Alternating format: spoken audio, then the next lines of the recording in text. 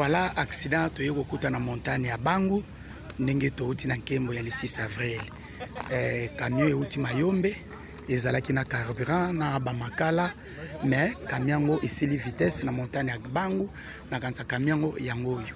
bazalaki 8 4 babiki 4 bakufi bato bakufi bango yeyo oyo bafiniki awa. Vraiment faut moi continuer au songa biso pona nini oyo ça ba lancer ba message to boka ngona ba réseaux sociaux to za ba sécuriste ba zo sala constant et camion ngo yango yo tout de yango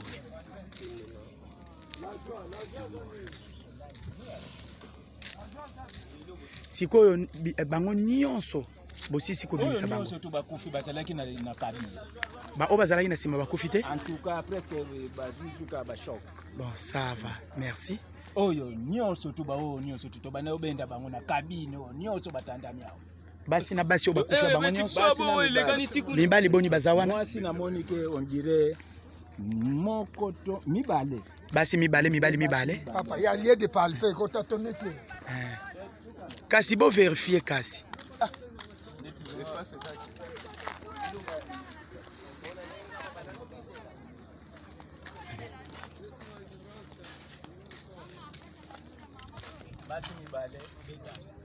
ok basi mibale des garçons.